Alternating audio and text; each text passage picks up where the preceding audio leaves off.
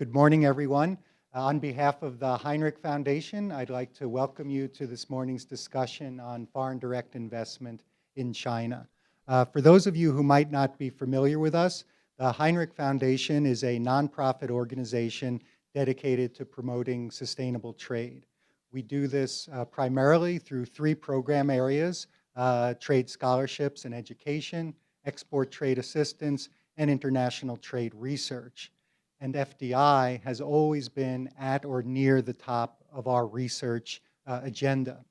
Now, when we made the decision to pursue a project looking specifically at FDI in China, it became very clear to us that there was literally no one else better positioned to conduct this research and analysis than Michael Enright and his team at his firm Enright, Scott and Associates.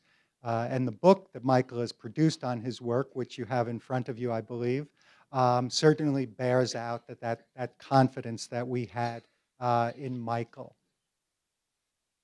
Now, although it's been generally recognized that FDI has played an important role in China's economic development, Michael's work demonstrates very conclusively that the actual benefits extend far beyond what was previously recognized. And at a time when there are increasing questions about whether FDI will continue to be welcomed in China in the future, we hope and we believe that companies will find it very useful to have this work to help them make the case on behalf of the benefits that they've brought to China, not just historically, but continue to bring today and will continue to bring into the future. Now, in terms of the format for today's session, I will first ask Michael to give us a presentation on his work. Then we are extremely fortunate to have been able to assemble a panel of three very experienced senior executives who will have a number of interesting insights and kind of in the trenches perspective on doing business in China. Now, you've got everybody's biographical information in front of you, so I'm not going to go into any great detail, but I do want to introduce the panelists just briefly. I'll ask you to remain seated for now, and then we'll come back and take our seats after Michael concludes his presentation. But we have Genevieve Hilton, who is the head of external communications and corporate affairs at BASF. We have Patrick Powers from Rockwell. Pat is the director of government affairs for Greater China. Pat, I imagine that's a job that keeps you fairly busy. And we have, of course, Carmen Young, who's a partner here at KPMG. And as Barrett mentioned, a special word of thanks to KPMG for making this lovely facility available to us. After Michael finishes his presentation, I'll ask each of the panelists, we'll have a bit of discussion amongst the panelists, and then we'll open it up to questions from the floor. If you would like to ask a question, as always, please identify yourself and keep your questions succinct so that we can get to questions from as many people as possible. I think that just about covers all of our preliminaries, so why don't we start the program. Ladies and gentlemen, would you please join me in providing a warm welcome to Professor Michael J. Enright.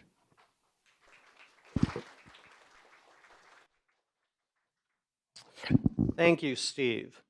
It's a pleasure for me to be here today, seeing a number of old friends that I haven't seen in quite a while, and hopefully new ones as well.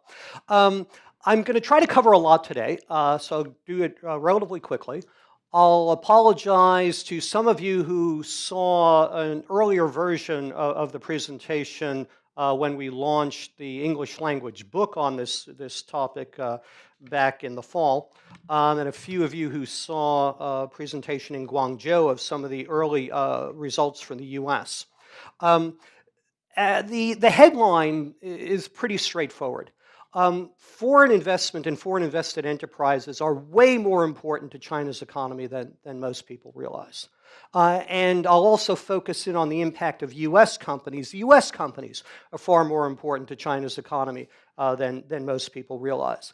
Now, I always hesitate in an audience like this to tell you people you're actually more important than you think you are. But believe it or not, that's the case. And in our view, understanding and leveraging these facts has the potential to change the conversation about FDI and foreign invested enterprises in China and elsewhere. So my goal this morning is a very simple one, and that's to change the world. But I can't do it myself. You're the people who are ultimately going to do it. The project, as Steve indicated, we were approached by Merle Heinrich, who's in the room, and Steve and Catherine Dioth from the Heinrich Foundation, to look at this whole phenomenon that we're seeing, right? This pushback against globalization, the questioning about the value of foreign companies, the pressure that companies are feeling, not just in China, but elsewhere in the region, elsewhere in the world, the nationalism, the scrutiny, the pressure. And at the same time, a lot of the studies that look at foreign investment and its impact are either academic and inaccessible, and quite frankly, normally focusing on things that may not be particularly relevant to business people or policymakers. And all of it tends to focus on the flows of foreign investment rather than the impacts of those investments. And as a result, few host governments have a full picture of the benefits of FDI, and in some cases, this makes it difficult to sell to their own populations, allowing in foreign investment.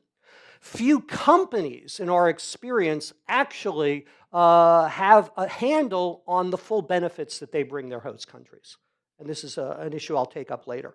The policy debates, as we've seen around the world, tend to be sterile, often take place in sound bites. And the real issue is that the benefits are being lost. Money is being left on the table for countries and for governments. And so basically in the discussions with the foundation, what does it take to get a handle on this? I said, this is going to be a big, messy, nasty project. It's going to take over a year, and we're going to have to try to make it bulletproof to the academics, the analysts, the business people. This is a big undertaking. And to its credit, the foundation and its leaders said, okay, let's do it. And they basically let us run the table. In terms of what we thought we needed to do to really focus in. To run the analysis of the policy history in China, to review all the academic and think tank literature, to pull together the facts and the figures and sort them in interesting ways. Then do a few things that really haven't been done in the foreign investment arena before. For example, doing the type of economic impact analysis that would be typical for a city considering a convention center or an airport runway. We did the economic impact analysis for the third runway for the Hong Kong airport, or a bridge, Hong Kong, Macau, Zhuhai. There are well-established tools and techniques which just historically have never been applied to foreign investment. So we went ahead and did that.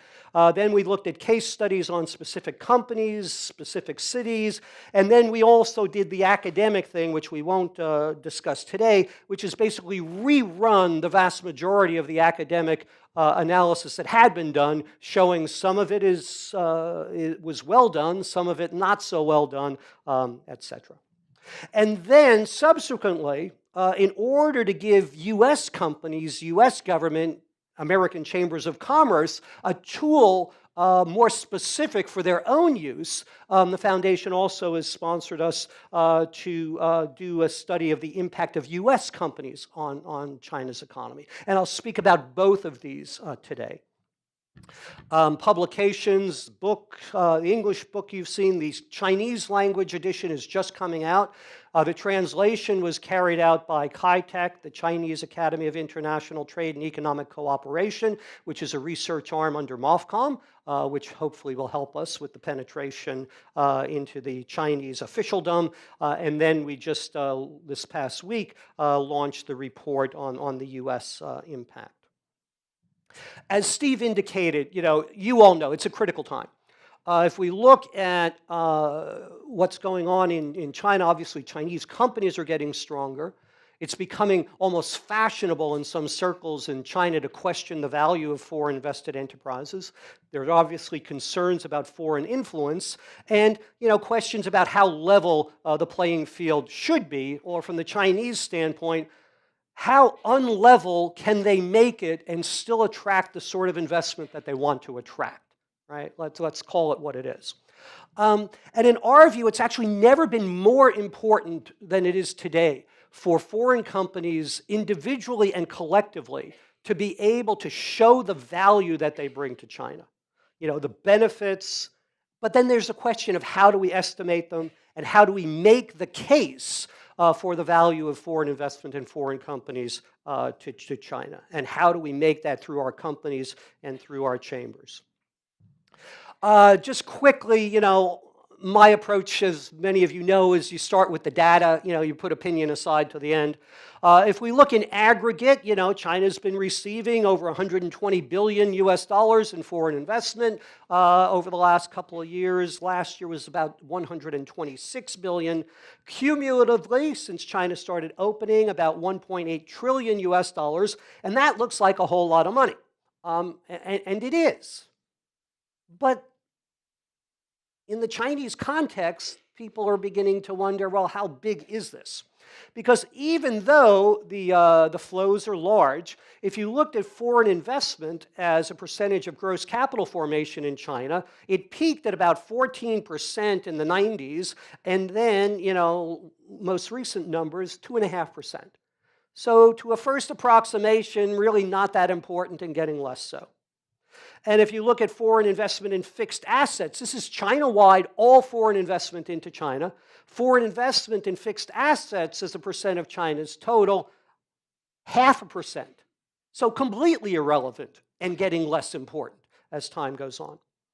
And even if we talk about trade, where foreign invested enterprises still account for over 50% of China's imports and a bit under 50% of China's exports, if we look at that net export contribution to China's GDP of the foreign invested enterprises, that peaked at about 4% around 2007. It's about 1.5% today. So, when I talk to Chinese leaders, they say, well, what are you guys bothering us for? I mean, you're irrelevant and becoming less important by the day. Well, that's one way of looking at it. There are some other ways as well.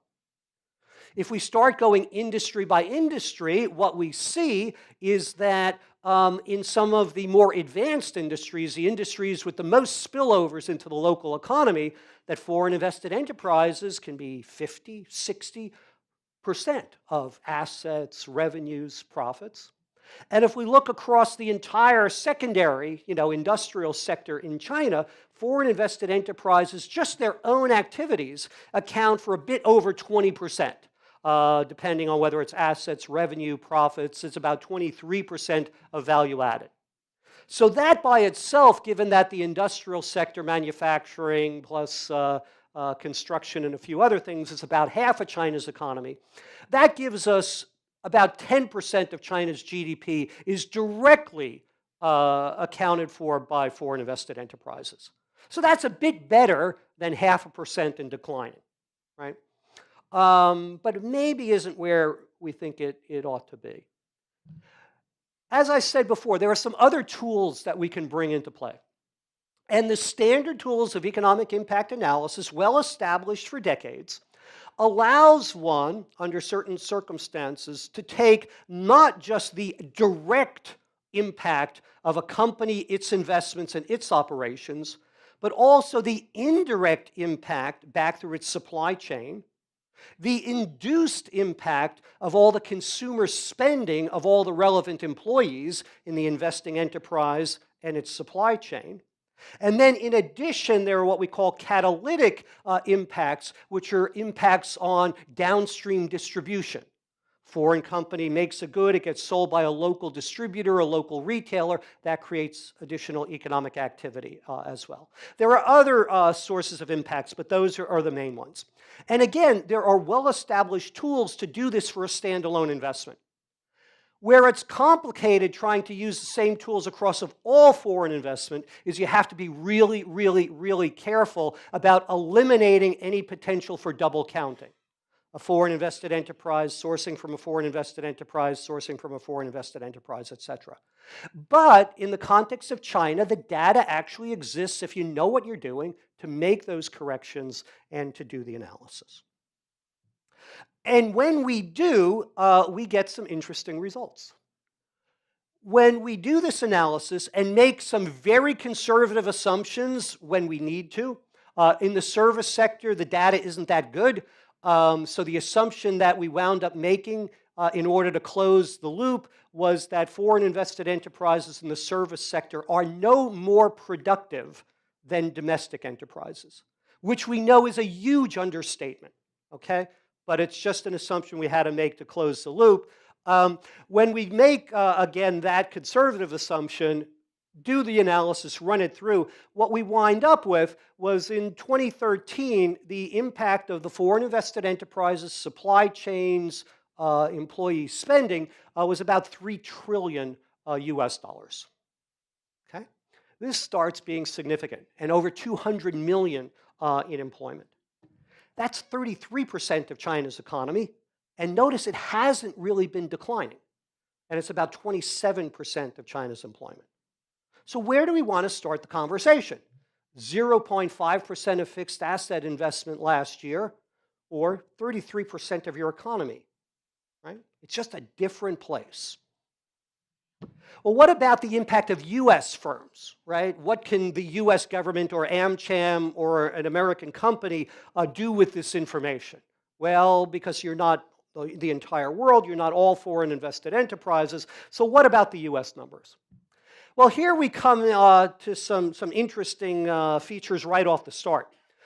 The US BEA, the Bureau of Economic Analysis of the Department of Commerce, that's the blue line, they estimate that cumulative US foreign investment, or rather the foreign investment position of US companies at the end of 2015 was about 75 billion US dollars, which is actually quite similar to the simple summation of the US FDI as measured by MOFCOM and China's National Bureau of Statistics. The trouble is that that doesn't capture investment that goes through third countries. And it doesn't capture some reinvested earnings and a few other things. The Rhodium Group out of New York has tried to go transaction by transaction. Just from 1990, they estimate that the stock of US FDI in China is closer to 228 billion. We actually believe that the Rhodium numbers are probably closer to reality, and that the main reason is actually not investment that's rooted through Hong Kong, but it's investment that's rooted through Luxembourg, Netherlands, BVI, Cayman Islands. Because when you look at the investment position versus the sales and value added, that's what the numbers tell you. Okay? So first off, the FDI numbers are understated. But that's not the important thing. The important thing is the operations of the companies. Again, the BEA pulls some numbers together. They do a mandatory survey of US companies and their affiliates abroad.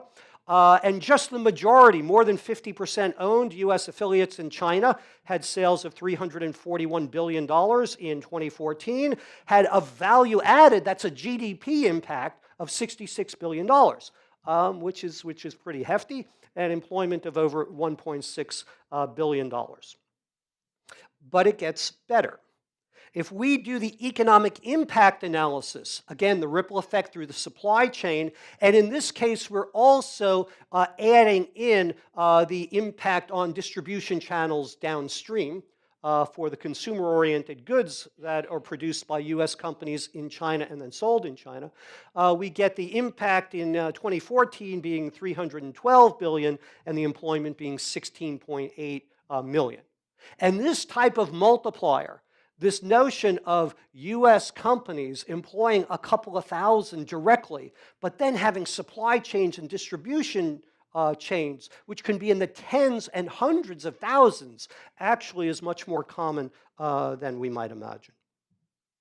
And in terms of percentages, we're now talking just the US majority-owned foreign affiliates, their economic impact, again with the ripple effects, is 3% of China's GDP as of 2014. Again, that's a lot more than 0.5% fixed asset investment, taking all foreign investment from all countries around the world. And on the employment side, 2.2%. And if we look, forgive the acronym, MUSFA was just simpler than writing it out. Here what we've done is we've looked at the value-added impact. In other words, the positive GDP impact on China's economy of the US majority-owned companies in China, and we compared it to their net income, right? Because there's this fear in China that the foreign companies are making too much money at our expense. Well, that's not what the data says. What the data says is as of 2014, that the value added, the GDP contribution of these companies and their ripple effects to China is 11 times their net income in China. And if we look at the value added impact to GDP in China, which is the number we should be interested in, as of 2014, it was about 130 times the annual inward FDI flow as measured by China's National Bureau of Statistics. Right? How many of you have seen, or your own companies, when they talk about their investments in China, they say, we've invested, $2 billion, we employ 15,000 people, full stop. What that suggests is that is roughly 130th of the story for the majority-owned foreign affiliates. But we can go to all foreign affiliates. All foreign affiliates, these are all US companies that have more than 10% ownership of their subsidiaries in China. The big difference is actually in the financial and automotive sectors with the forced joint ventures. Here, if we look at the sales, the value-added impact of these companies in 2014, $437 billion, 23 million in employment, and in percentage terms, that's 4.2% of China's economy and 3% of employment. You can dismiss when foreign investment is 0.5% of fixed asset investment, particularly if US investment is only about 5% of that. But when you start talking about US companies, their supply chains, their distribution impact, the employees' spending, accounting for 4+% of your economy, we're talking about a completely different order of things. And if we do, again, a similar sort of ratio analysis, we see again that the value-added contribution of that whole system to China's economy, again, about 11, 12 times the net income of the US foreign affiliates in China. And now we have the ratio of the value-added, the GDP impact, to the annual inward FDI figure as measured by the Chinese sources at over 180.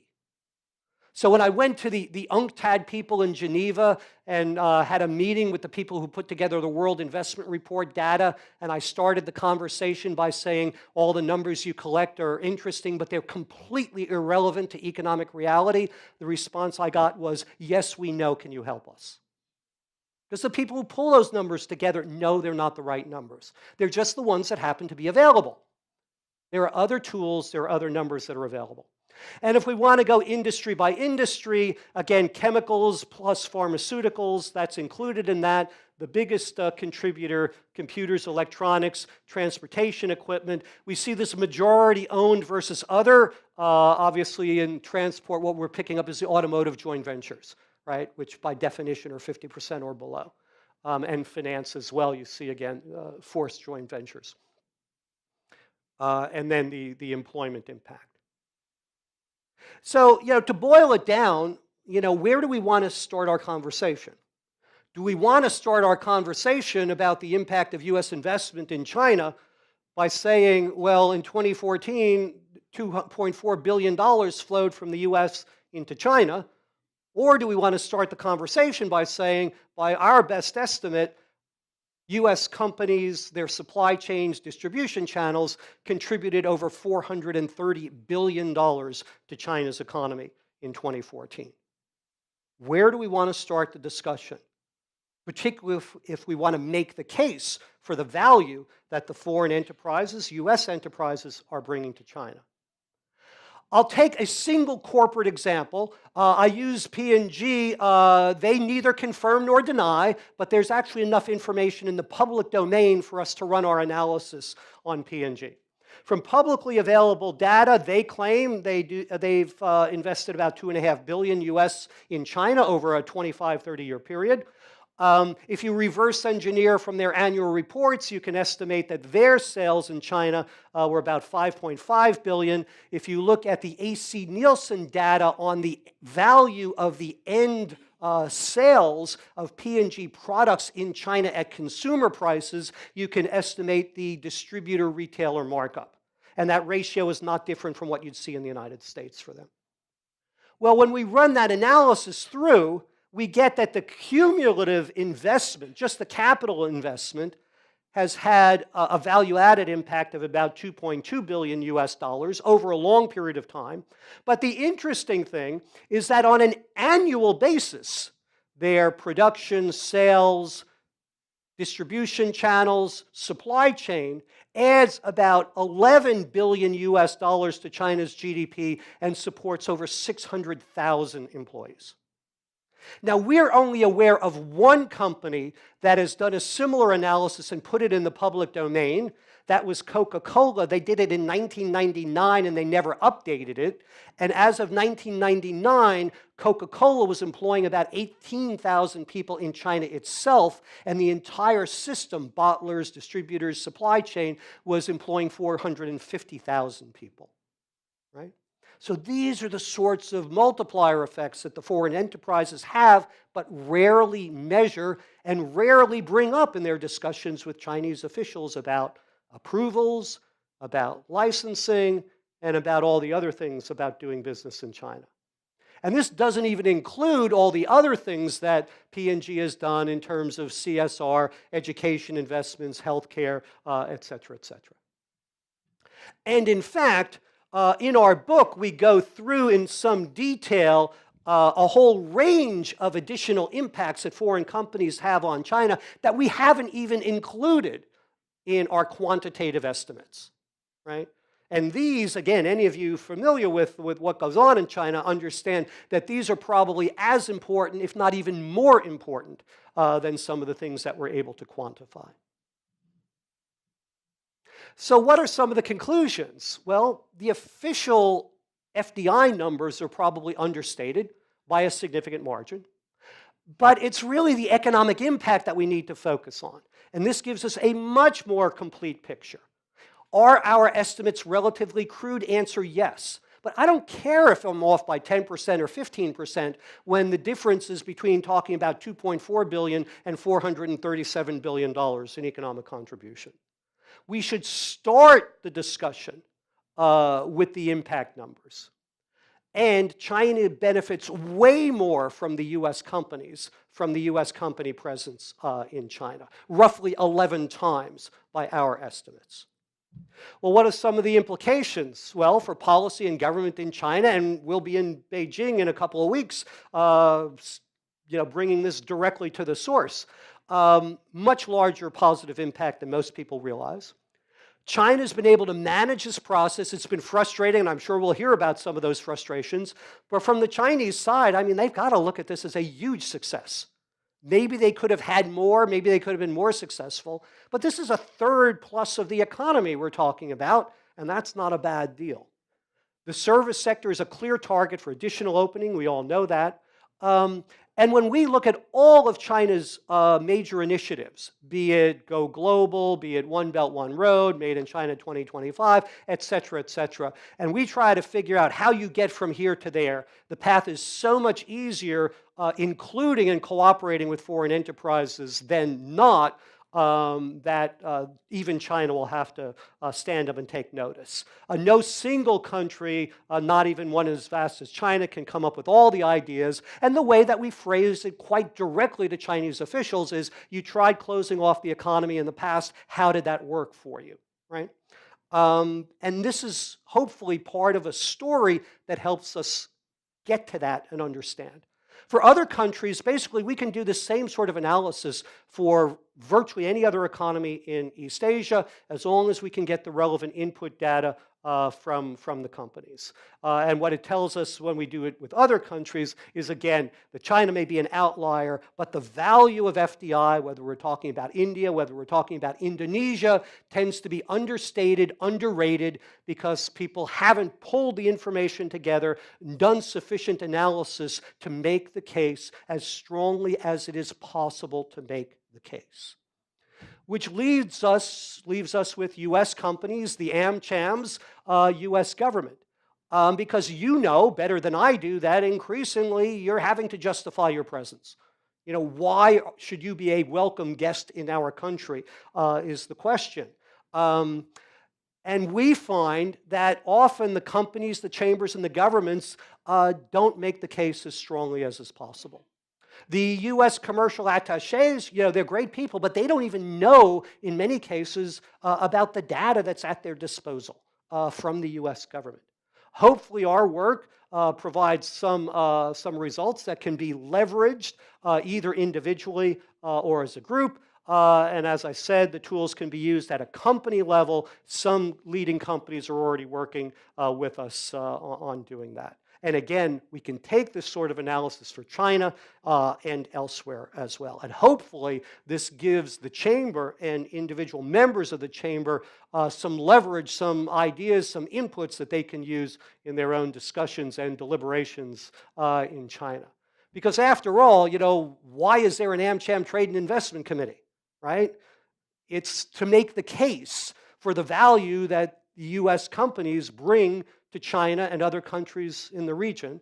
And hopefully, we'll be handing you some tools that will allow you to do this a bit better. Further information, I'm here, Foundation's here, we're readily reachable, and would welcome questions, inputs, etc. Thank you.